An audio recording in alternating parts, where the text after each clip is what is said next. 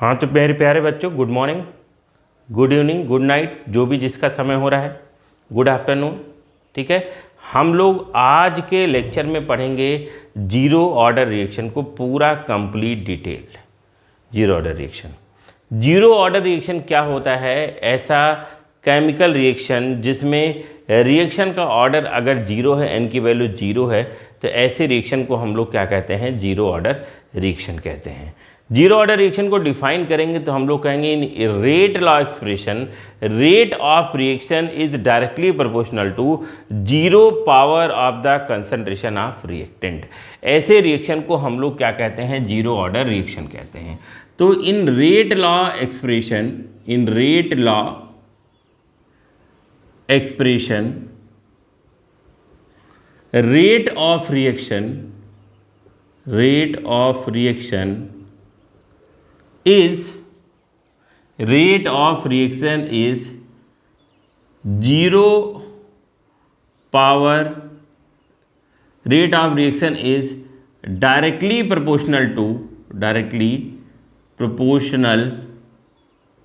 to zero power of concentration of reactant। मतलब आपका rate of reaction concentration पे बिल्कुल डिपेंड ही नहीं करता है रिएक्टेंट के। लिख के मैं बताता हूँ, देखिए एग्जांपल से। अभी एग्जांपल जब में जाएंगे तो आपको और बेटर समझ में आएगा।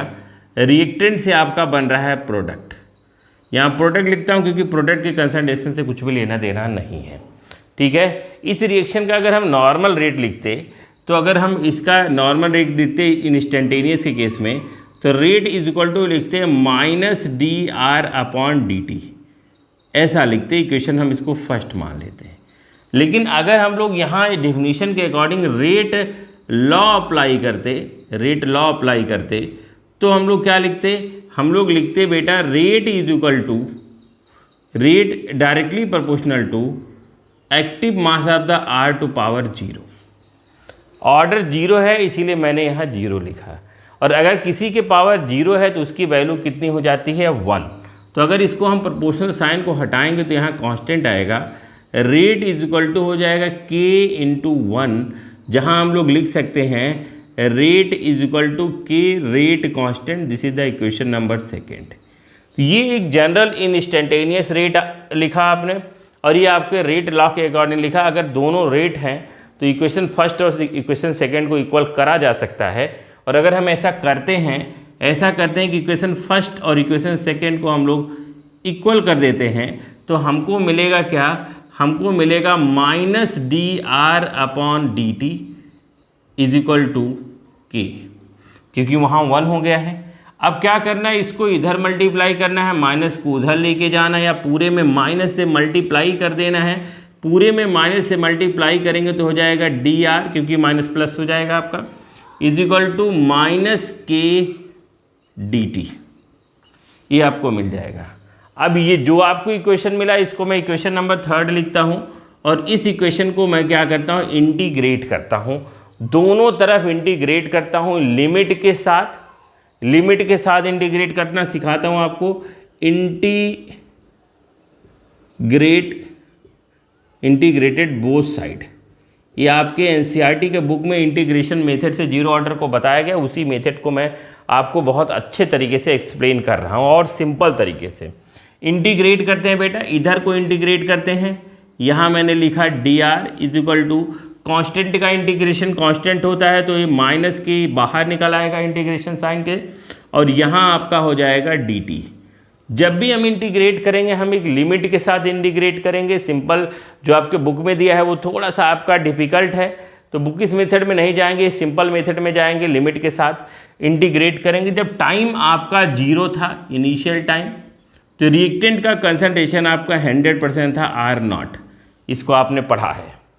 और जब कुछ समय बीता टाइम टी, तो रिएक्शन जो रिएक्टेंट है उसका कंसंट्रेशन होगा कैपिटल आर, मतलब यहाँ जीरो तो 100%, टाइम टी थोड़ा कम हुआ। अब देख लीजिए, जब हम इस इंटीग्रेशन साइन को हटाते हैं तो हम लोग लिखते हैं अपर लिमिट माइनस लोअर लिमिट और आपका इंटीग्रेशन ख़त्म हो जाता है। तो आप देखिए लिमिट को यूज़ करते हैं, कैसे करते हैं भाई, upper limit minus lower limit is equal to minus K, यहाँ मैंने लिख दिया माइनस के, और फिर से आपको क्या करना है, फिर से अपर limit minus lower limit, upper limit आपका t है, लोअर लिमिट आपका 0 है, और इस तरह से आप देख सकते हैं कि इक्वेशन हमको मिलने जा रहा है। तो इक्वेशन है r is equal minus R naught is equal to minus K T. ये आपका पहला मैथमेटिकल इक्वेशन मिला, जहाँ ये कैपिटल R आपका फाइनल कंसंट्रेशन ऑफ किसका है, रिएक्टेंट का, और ये इनिशियल कंसंट्रेशन ऑफ रिएक्टेंट का है, ये रेट कांस्टेंट है, ये टाइम टेकन है। आप इसको ध्यान से देख सकते हैं और देख के एक स्क्रीनशॉट लीजिए, और फिर मैं इसी बात को ग्राफिकल रिप्रेजेंटेशन के साथ समझाता हूँ और आगे बढ़ता हूँ। देख लो बेटा, अब जो इक्वेशन आपको मिला है, इक्वेशन क्या मिला है, इक्वेशन मिला है final concentration minus initial concentration is equal to minus K T. चाहो तो आप कुछ भी नहीं कर सकते हो, इसमें सीधा सीधा ग्राफ ड्रॉ कर सकते हो। ये मैथमेटिकल इक्वेशन न्यूमेरिकल सॉल्व करने में काफ़ी काम आता है। इस इक्वेशन को थोड़ा सा हम चेंज करते हैं, y equal to M X C के रिस्पेक्ट में लिखने की कोशिश करते हैं। तो हम लोग करने क्या वाले हैं, इस आर नॉट को उधर लेके जाएंगे तो हो जाएगा आपका r is equal to minus K T plus आपका हो जाएगा आर नॉट। पूरे इक्वेशन में आप माइनस से क्या कर दीजिए, मल्टीप्लाई कर दीजिए, या चाहो तो मल्टीप्लाई ना करो, कोई फ़र्क नहीं पड़ने वाला है। इसी पे आप ग्राफ ड्रॉ कर लो। आप देख लीजिए, यहाँ लिख दो y, ये आपका हो जाएगा mx और ये आपका हो जाएगा c। याद आया आपको ये स्ट्रेट लाइन ग्राफ? अभी जो जिसने नहीं पढ़ा है, जो सीधा जीरो ऑर्डर रिएक्शन पे जा रहा है, वो आपका इसका प्रीवियस 3 से 4 मिनट का मैंने एक वीडियो बना रखा है, जहाँ केवल आपका स्ट्रेट लाइन ग्राफ को एक्सप्लेन करने के मेथड के बारे में मैंने आपको बता रखा है। तो उसको आपको जाइए और देख के आइए, आपका काफ़ी हेल्पफुल होगा। ये y का y कोऑर्डिनेट है, ये x आपका टाइम है, ये m आपका स्लोप है और c आपका इंटरसेप्ट है। और इस रिस्पेक्ट में अगर इस ग्राफ को रिप्रेजेंट करते हो तो बहुत आसान हो जाता है ग्राफ बनाना। y एक्सिस पे आपका जाएगा कैपिटल R जो फाइनल कंसंट्रेशन है, x एक्सिस पे आपको मिलने वाला है क्या, x एक्सिस पे मिलने वाला है आपका टाइम t। और आप देख लीजिए, और ये स्लोप निगेटिव है तो ग्राफ आपको ऐसे आने वाला है, और कुछ वैल्यू इंटरसेप्ट की है, जो वैल्यू है ये आपका इनिशियल कंसंट्रेशन आर नॉट, और ऐसे ऐसे आपका ग्राफ शो कर रहा है। ये ग्राफ बताता है स्लोप की वैल्यू निगेटिव है और स्लोप आपका है माइनस के। तो अगर आपसे स्लोप पूछा जाए, ये आपके बोर्ड एग्जाम में 2023 में 2023 में ये आपका क्वेश्चन आ चुका है कि इसका स्लोप कितना होगा। तो स्लोप आपका माइनस के, दिस इज द वैल्यू। तो आपको बहुत ध्यान देना है, बहुत केयरफुल होकर काम करना है, कभी भी क्वेश्चन गलत नहीं होगा। अब देखिए, इसी इक्वेशन को मैं एक दूसरे तरीके से लिखता हूँ, r minus R naught is equal to minus K T.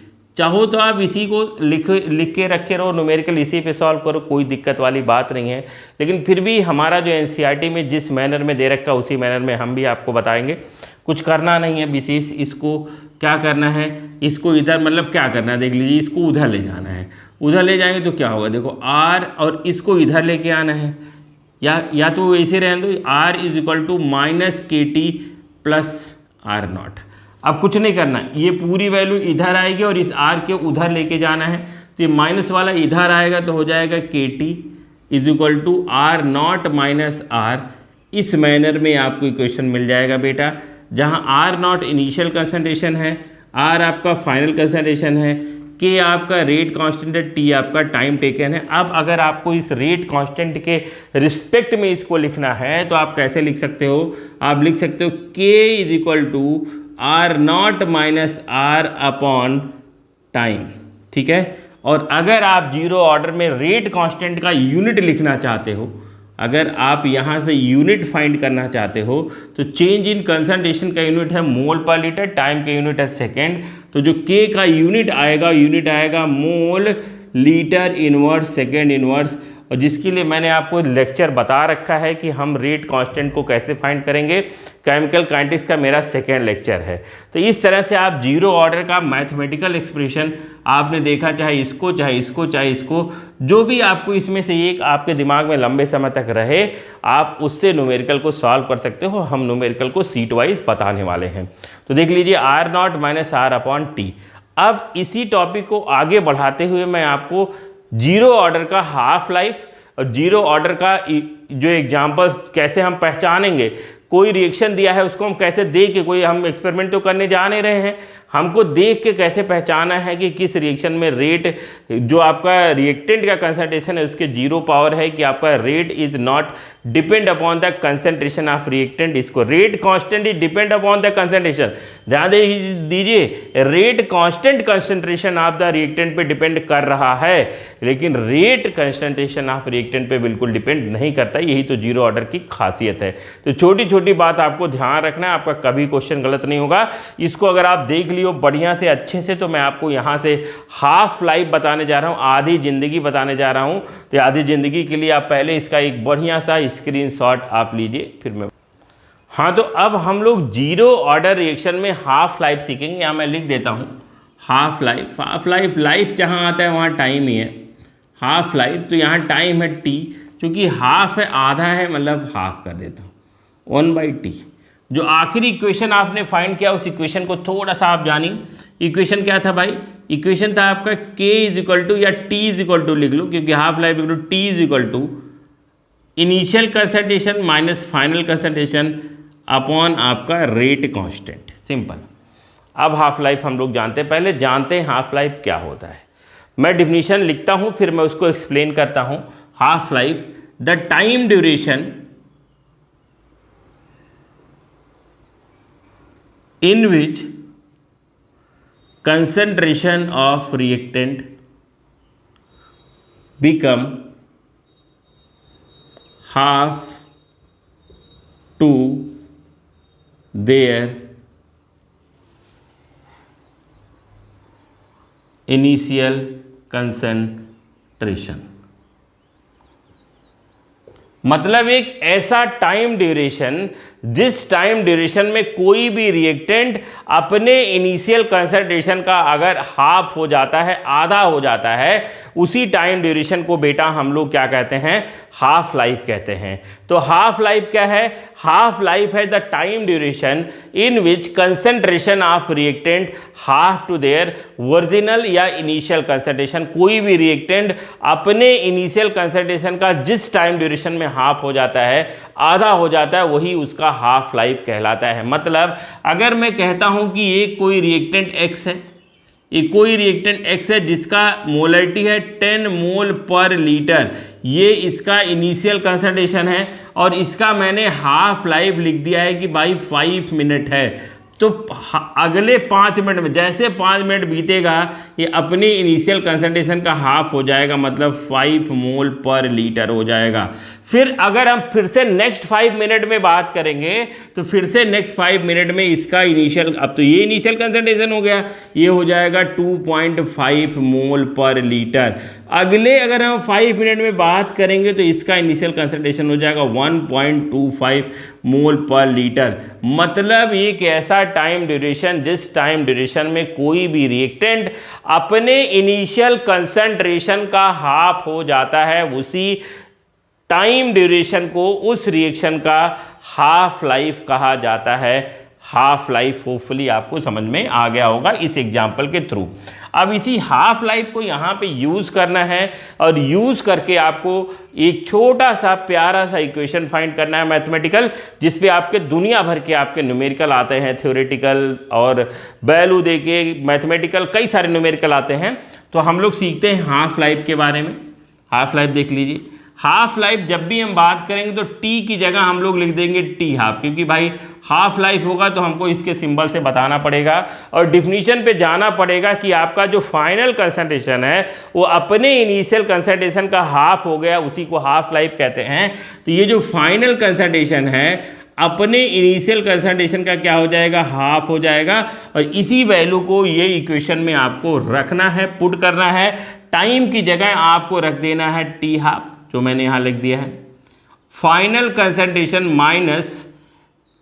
Initial concentration minus final concentration initial concentration का हाफ हो गया लाइक दिस, और यहाँ आपका K हो जाएगा। अब अगर आप इसको सॉल्व करोगे तो इसको इसमें मल्टीप्लाई करोगे, इसमें मल्टीप्लाई करोगे तो 2R0 माइनस R0, और ये 2 कहाँ चला जाएगा, नीचे चला जाएगा, 2K हो जाएगा। अब देख लीजिए, अगर यहाँ से R0 हम लोग क्या करते हैं, यहाँ लिखता हूँ मैं T half is equal to R0 common लेता हूँ तो 2 माइनस 1/2K हो जाएगा बेटा, 2K, जहाँ आपका T half is equal to R0 upon क्या हो जाएगा, 2K हो जाएगा। इसी पे आपके ढेर सारे न्यूमेरिकल आते हैं। तो कितना छोटा सा मैंने एक फार्मूला ये बताया, जहां आपको दुनिया भर के न्यूमेरिकल मिलने वाले हैं। अब देख लीजिए, छोटी छोटी बातें आपको ध्यान देनी है। T half of zero order reaction is directly proportional to initial concentration of reactant. ये आपका टी हाफ आपके रिएक्टेंट के इनिशियल कंसंट्रेशन पे डिपेंड करेगा, बट ये मैंने बताया कि rate is directly independent upon the initial concentration of reactant. Zero order में रिएक्शन का रेट रिएक्टेंट के कंसंट्रेशन पे डिपेंड नहीं करता है, बट इसी जीरो ऑर्डर में हाफ लाइफ रिएक्टेंट के इनिशियल कंसंट्रेशन पे डिपेंड करता है। जितना ज़्यादा रिएक्टेंट का इनिशियल कंसंट्रेशन होगा उतना ज़्यादा हाफ लाइफ होगा। ये दोनों एक दूसरे के डायरेक्टली प्रोपोर्शनल है, और ऐसा आपका है कि T half is inversely proportional to rate constant के क्या है भैया, इन्वर्सली प्रोपोर्शनल है। के की जितनी वैल्यू ज़्यादा होगी टी हाफ की वैल्यू उतनी कम होगी, और के की जितनी वैल्यू कम होगी टी हाफ की उतनी वैल्यू क्या होगी, आपकी ज़्यादा होगी। तो इतनी सारी बातें मैं जो बॉक्स में बना के रखा हूँ वो सारी चीज़ें बहुत ज़्यादा क्या है आपका इम्पॉर्टेंट है। इसको आप कहीं भी एक सेपरेट स्पेशल नोट बना के अपने जहाँ भी पढ़ते हो वहाँ बढ़िया से भैया चिपका लीजिए, और ये आपके दिमाग में अच्छी तरह से आ जाना चाहिए। क्योंकि न्यूमेरिकल सॉल्व करते समय आपको डेरिवेशन सॉल्व करने की जरूरत नहीं, फार्मूला आपको आना चाहिए। T is equal to initial concentration minus final concentration upon K, and t half is equal to R0 upon 2K। ये दो इक्वेशन तो आपके दिमाग में ऐसे फीड होना चाहिए कि अगर आपको 1 बजे 2 बजे रात को कोई फ़ोन करके भी अगर रेट कांस्टेंट और टी हाफ का इक्वेशन पूछे तो आपको याद होना चाहिए बढ़िया से। होपफुली आपको ये बहुत अच्छे से हाफ लाइफ समझ में आया। अब हाफ लाइफ के बाद आखिरी जो टॉपिक बचा है 2-3 मिनट का, उसमें मैं केवल और केवल आपको बताने वाला हूं कि किस तरह से कोई भी केमिकल रिएक्शन आपके सामने लिखा है उस रिएक्शन को देख के आप किस तरह से बताएंगे कि आपका रिएक्शन जीरो ऑर्डर का है। तो इसको आप एक स्क्रीनशॉट ले लीजिए बेटा अच्छे से। तो हम लोग लास्ट मिनट में सीखेंगे कि किस तरह से किसी भी रिएक्शन को देख के हमको पहचानना है कि रिएक्शन आपका जीरो ऑर्डर का है। कैसे पहचानेंगे भाई? बहुत सारे रिएक्शन आपके बहुत स्पेशल कंडीशंस में होते हैं। बहुत सारे रिएक्शन, जैसे चाय का बनना इस बात पे डिपेंड नहीं करता है कि चाय की पत्ती कितनी है, दूध कितना है, चीनी कितना है। इस बात पे डिपेंड करता है प्रोडक्ट का कि टेम्परेचर कैसा है। अगर हम उसको हीट नहीं करेंगे तो हमको एक जो प्रॉपर प्रोडक्ट चाहिए था वो प्रोडक्ट नहीं बनेगा। बहुत सारे केमिकल रिएक्शन ऐसे होते हैं कि रिएक्टेंट को आपस में मिलाया, किसी भी इग्निशन टेम्परेचर की ज़रूरत नहीं है, रिएक्शन अपने आप होना स्टार्ट हो जाता है। लेकिन दुनिया भर के बहुत सारे रिएक्शन है जो स्पेशल कंडीशंस में होते हैं। स्पेशल कंडीशंस में आप बता रहा हूँ आपको जीरो ऑर्डर रिएक्शन को कैसे पहचानोगे, जब रिएक्शन आपका होगा स्पेशल कंडीशन में। स्पेशल कंडीशन आपका कोई टेम्परेचर हो सकता है, कोई प्रेशर हो सकता है, कोई अल्ट्रावायलेट रेज हो सकता है, कोई कैटालिस्ट हो सकता है। मतलब ये नहीं कि हर एक कैटालिटिक रिएक्शन आपका जीरो ऑर्डर रिएक्शन है, लेकिन बहुत सारे रिएक्शन ऐसे हैं कि स्पेसिफिक टेम्परेचर में ही होते हैं। जब तक वो टेम्परेचर नहीं आएगा तब तक रिएक्शन होगा ही नहीं। जब तक वो टेम्परेचर, चाहे आप रिएक्टेंट का 10 मोल लो, 20 मोल लो, 100 मोल लो, 1000 मोल लो, उससे फर्क नहीं पड़ता है, आपको स्पेसिफिक टेम्परेचर देना है। जैसे आपने ले लिया अमोनिया, ये आपने अमोनिया लिया, अमोनिया को रखा भी आपने प्लेटिनम कैटालिस्ट पे, और चार किस अमोनिया डिकम्पोज होके आपका N2 + H2 बना ले। ये बैलेंस कर लेते हैं हम लोग। यहाँ 2 लिख लेते हैं, आपका यहाँ 3 लिख लेते हैं, कोई बात नहीं। हम चाह रहे हैं कि ये आपका डिकम्पोज होके ये बना ले, प्लेटिनम कैटालिस्ट से हम पास करा रहे भर भर के, लेकिन इधर से हमारा अमोनिया डाल रहे हैं, उधर से अमोनिया ही मिल रहा है, डिकम्पोज हो ही नहीं रहा है। तो हमने सोचा आखिर क्या दिक्कत है। तो दिक्कत ये समझ में आई कि यहाँ मुझको टेम्परेचर देने की ज़रूरत है 1130 केल्विन टेम्परेचर। जब तक 1130 केल्विन टेम्परेचर नहीं दिया जाएगा तब तक इस अमोनिया का डिकम्पोजिशन नहीं होना है, और जब तक डिकम्पोज नहीं होगा रिएक्शन नहीं होगा। मतलब rate of reaction is not depend upon the concentration of ammonia, rate of reaction is depend upon this special condition is called temperature. इसी टेम्परेचर पे आपका रिएक्शन होगा। तो अगर कोई स्पेशल कंडीशन दिया है, जैसे आपसे कहा जाए कि मैंने ले लिया HI और ये हाइड्रोजन आयोडाइड है, मैं चाह रहा हूँ कि मुझको H2 मिल जाए और I2 मिल जाए और ये मुझको मिलना चाहिए। यहाँ ये नॉर्मल टेम्परेचर पे होने वाली घटना है। तो एक नॉर्मल टेम्परेचर पे हमने हाइड्रोजन आयोडाइड लिया और मैं चाह रहा हूँ कि आपका ये डिकम्पोज होके ये हाइड्रोजन बन जाए और आयोडीन बन जाए, बट ऐसा हो ही नहीं रहा है। तो ऐसा कब हुआ? जब यहाँ मैंने गोल्ड के सरफेस पे ये घटना घटाया। जब इस घटना मैंने गोल्ड के सरफेस पे घटाया तो हमारा हाइड्रोजन आयोडाइड का ब्रेक डाउन हुआ और H2 मिला और I2 मिला। मतलब यहाँ इंपॉर्टेंट ये नहीं था कि हाइड्रोजन आयोडाइड का कंसंट्रेशन कितना है, यहाँ इंपॉर्टेंट ये था कि हमारा ये गोल्ड है कि नहीं है, यहाँ टेम्परेचर है कि नहीं है। इसी तरह से आपका जीरो ऑर्डर रिएक्शन को देख के आपको पहचानना है कि आपका कोई भी रिएक्शन जब किसी स्पेशल कंडीशन में हो रहा है, catalyst is temperature is ultraviolet pressure, कोई जरूरी नहीं कि यही सब हों, इसमें से कुछ भी हो सकता है। पर ध्यान रखिए कैटालिस्ट केवल रिएक्शन के रेट को बढ़ाता है। कई बहुत सारे कैटालिटिक रिएक्शन, जैसे हम हाइड्रोजनेशन की बात करें कि हमने एल्कीन लिया, एल्काइन लिया, हाइड्रोजन गैस को ऐड कराया तो ऐड होगा, नो डाउट ऐड होगा, ये रिएक्शन चलेगी, लेकिन बहुत लंबे समय बाद कंप्लीट होगी। तो रिएक्शन के रेट को इनहेंस करने के लिए हमने इस रिएक्शन को NiPT/PD के सरफेस पे कराना स्टार्ट कर दिया। ऐसा करने से डेल्टा S एंट्रोपी की वैल्यू नेगेटिव हो जाती है, तो रिएक्शन बहुत अच्छे से होना स्टार्ट हो जाता है। ये आपको पता होना चाहिए, ठीक है ना। तो वहाँ वो रिएक्शन जीरो ऑर्डर बिल्कुल भी नहीं है, क्योंकि रिएक्शन तो बिना कैटालिस्ट के भी हो रही थी भाई।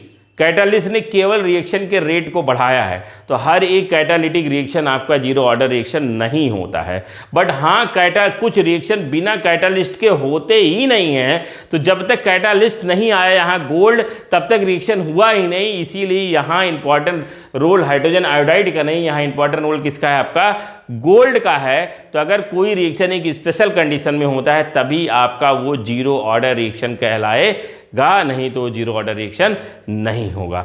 होपफुली आपको जीरो ऑर्डर बहुत अच्छे तरीके से समझ में आया होगा। आप इसको लिखिए, नोट करिए अच्छे से। जब तक आप कॉपी पेन लेके पढ़ना नहीं स्टार्ट करेंगे, केवल लेक्चर देख के सुनेंगे, तो आप कभी भी ज़िंदगी में सफल नहीं हो सकते। आपको पढ़ने के लिए लिखना बहुत ज़रूरी है। इसीलिए आपके माँ बाप हमेशा कहते हैं पढ़ो लिखो, क्योंकि जो पढ़ो उसको लिखो ज़रूर। Thank you for watching.